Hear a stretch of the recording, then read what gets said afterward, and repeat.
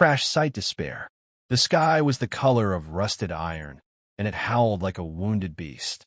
Corporal Mason Reid rolled onto his back, coughing up grit as smoke billowed from the wreckage of the Kinshula, the joint species survey ship he'd been assigned to as a junior engineer. The crash had sheared the main hull into 3 distinct pieces, leaving jagged fuselage panels like broken ribs jutting from the earth. Acrid rain began to fall, light at first, but already stinging as it hit his skin. Reid to command, he rasped into his calm static. Dead. A few meters away, a HFY xenobiologist lay motionless, 4 of her limbs twitching in pain. Mason dragged himself to his feet and limped over. She was alive, though unconscious. Around the clearing, others were moving. Aliens of half a dozen species, dazed, bleeding, or staring into nothing. He scanned the sky. The dark cloud formation was rotating, slowly, almost lazily, but unmistakably a cyclone system. The same one that had knocked the ship from orbit. Big one's coming, he muttered. The others were gathering now, those that could move. There were 10 survivors. A Krell medic tried to organize triage, but his sterile gloves were already shredded.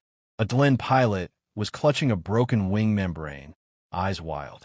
Several members of the crew had already begun constructing a makeshift tarp using emergency foil, though it fluttered uselessly in the growing wind. Mason watched for a minute. Nothing they were doing would last 10 minutes in that storm. He stepped forward. We need real cover. That rain's toxic, and the wind's only getting stronger. There's enough debris to build something solid. A tall, insectoid officer, Subcommander Yeltrick, clicked in irritation. We await rescue. Human. Your efforts would be better spent preserving metabolic energy. Rescue? Mason scoffed. There's no signal. You think anyone's flying into that? He gestured toward the boiling sky. We have maybe 6 hours before the storm hits full force. Another alien, a pale, serpentine diplomat named Svor, gave a hollow laugh. You humans never evolved for survival. Always scrambling. Always flailing in the mud. Mason ignored him. Talking wouldn't change anything. He turned toward the shattered wreckage, eyes scanning for anything useful. Girders, composite panels, insulation foam, wiring. A broken piece of hull still bore part of the ship's name. Kinshula. It looked like a tombstone. He ripped his gloves off, useless now, and wrapped his hands with the inner lining of his flight suit. Makeshift padding. Then he started walking, collecting metal beams, and dragging them toward a slight depression in the ground that offered natural wind shelter. It was barely large enough for a tent, but it had a rocky overhang, just enough to anchor a structure. What are you doing? A voice asked behind him. It was Jera, the young HFY xenobiologist who had regained consciousness. Building something, he said without stopping. You want to live through the night. Help me find any intact braces or insulation panels. She hesitated, then followed. Mason began constructing a crude frame, propping long support beams into a rough dome shape. He anchored them with broken rebar driven into the dirt with a chunk of hull plating. He scavenged thermal foil, interwoven with alien fiber mesh, and layered it against the windward side. Each motion was deliberate, calculated. His breath came hard and fast, sweat mixing with the burning rain. The others watched in silence. As dusk fell, the wind rose, and the first real wave of rain swept across the clearing like a sheet of acid needles. The makeshift tarp the aliens had built was torn apart in seconds. Screams followed, alien voices not used to pain. Mason's half-built shelter held. He crouched beneath it, pulling Jera in with him as she shivered violently. Outside, the others huddled in the mud, curling in on themselves or trying to shield each other with slick, failing gear. They won't make it through the night, Jera whispered. Mason looked at the storm, then at his hands, blistered, shaking, bleeding. No, he said, but I will. He wasn't being cruel. He was just being honest. He had no tools, no shelter, no hope, but he had something else. He had work to do. Rain like knives. The rain didn't fall, it sliced. Each drop hit Mason's exposed skin like a whip crack. His flight suit, already torn and soaked, was beginning to dissolve in patches. Acidic. He guessed it was caustic, but this was worse. He ducked back into the shelter's partial cover, teeth clenched against the burn. Beside him, Jera whimpered quietly, her 4 eyes blinking in different directions as she hugged her limbs tight. Her suit had sealed itself automatically, forming a protective membrane over her skin. Lucky. Most of the others didn't have that. Mason looked out across the wreck site. They were still out there, curled behind scraps of hull, shivering in pooled water that steamed and hissed. Alien bodies not built for cold, not built for pain, not built for exposure, and certainly not built for a storm like this. He moved. Pain flared with every motion, but he kept moving. He had time, maybe an hour or two, before the winds made it impossible to work. Every second mattered. He wrenched a snap stabilizer strut from the mud. Heavy, jagged, perfect. He dragged it back to the shelter and began reinforcing the frame, using lengths of ship cabling to lash parts together. His knots were rough but tight. "You're still building?" Jera asked, voice muffled by her suit's rebreather. "Not done yet," he grunted. "But the others?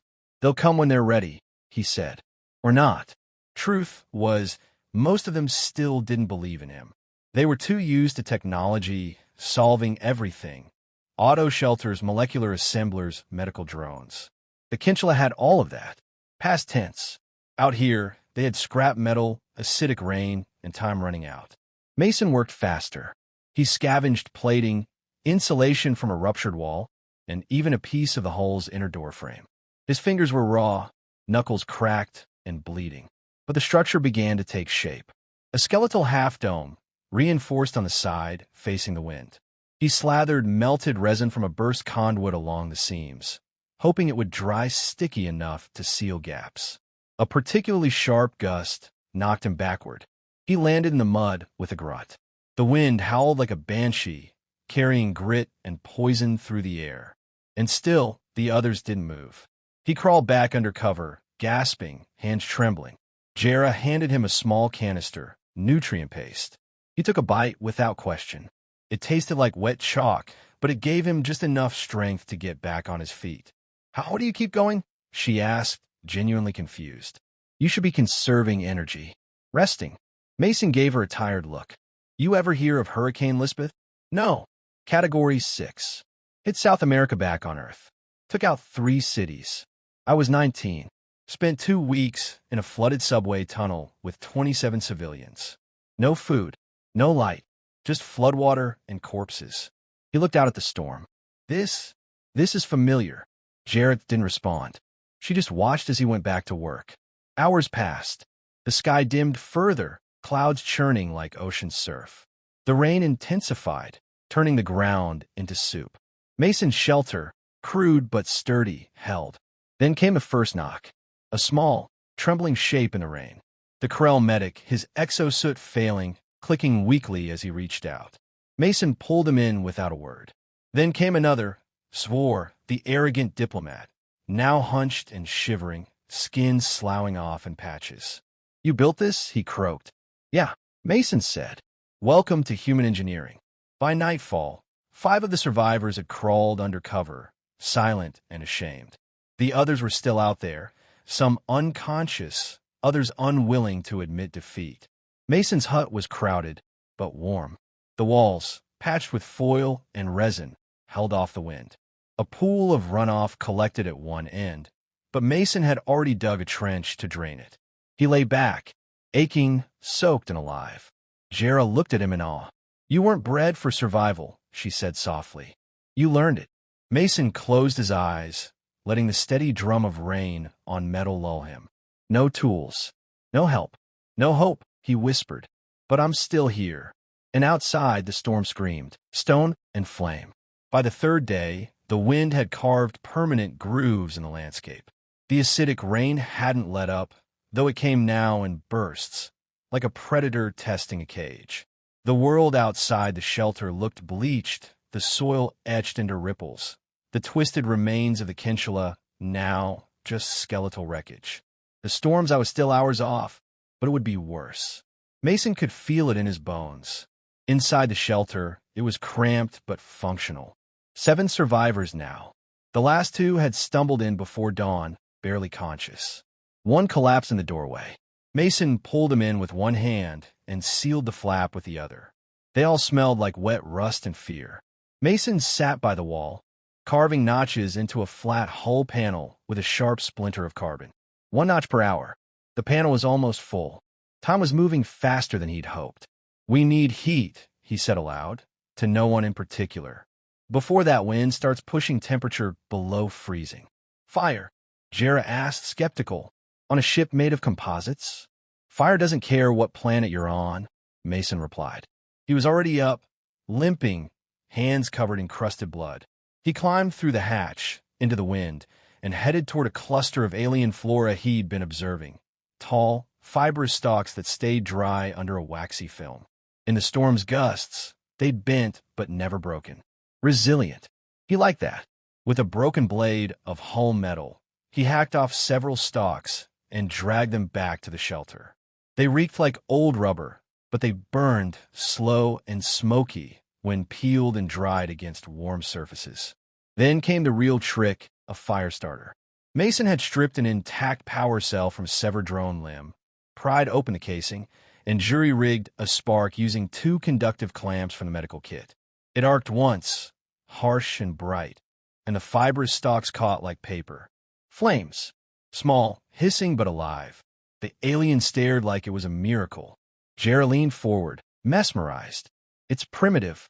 "Yeah," Mason said, "and effective." He built a reflector wall behind it using a curved section of hull, angled to radiate heat inward. Already the air in the shelter was losing its bite. The cold retreated inch by inch. They began to move differently after that. The Krell medic offered Mason a vial of coagulant paste for his hands. Jera began recording notes on the local flora, offering suggestions for insulation.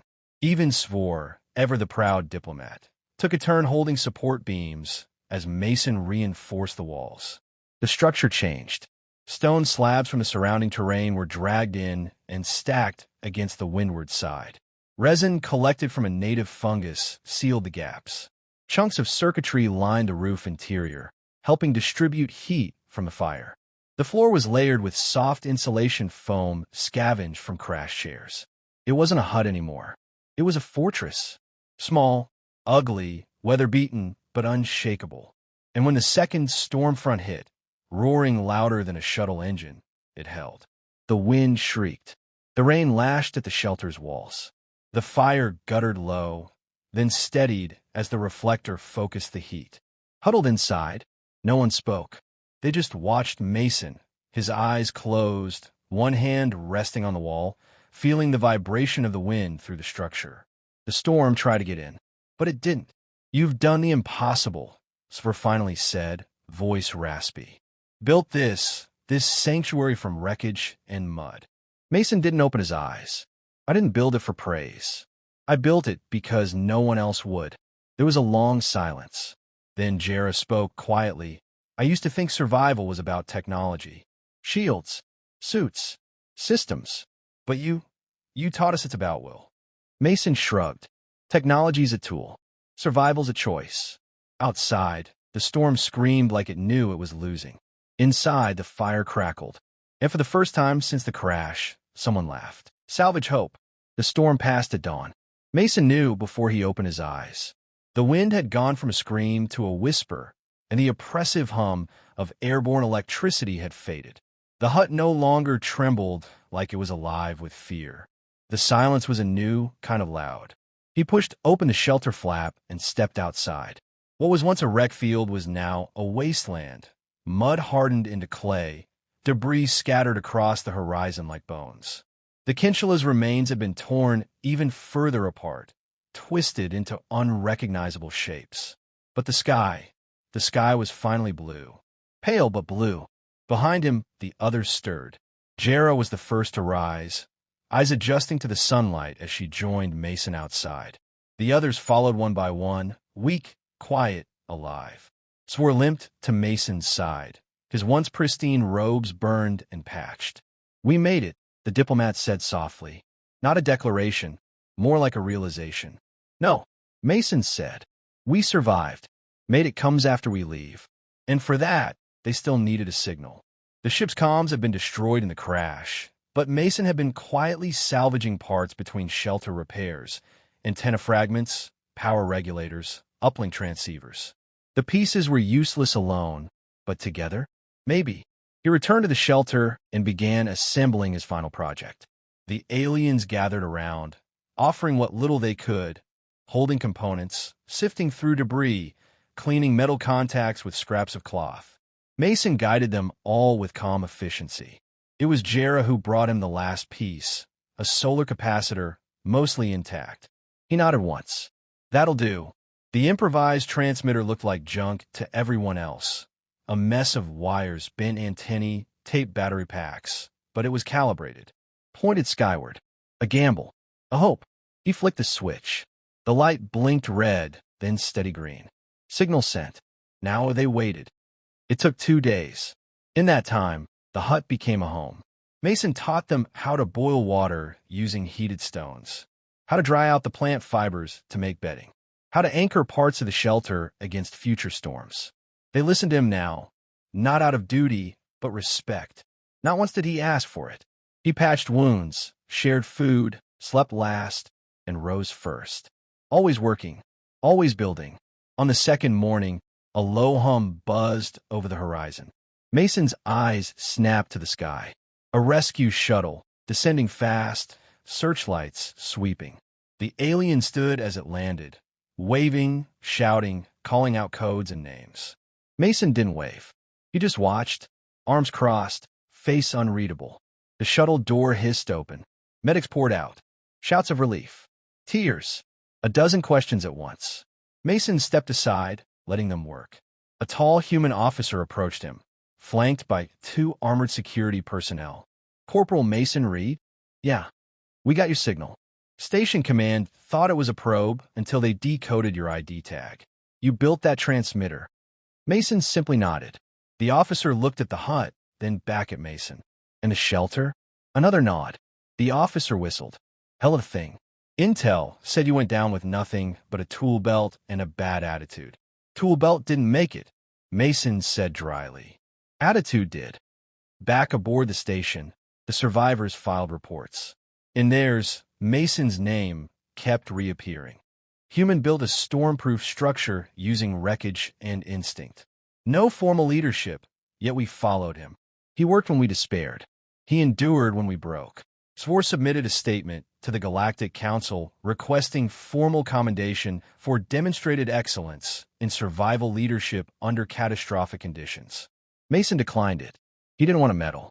He wanted a hot shower, a clean uniform, and to not be called a miracle. Still, someone uploaded a photo to the Central Archives. The hut, still standing, sunlit with scorched walls and a fire pit out front. Beneath it was a simple caption. No shelter, no tools, no hope. And yet, the human endured.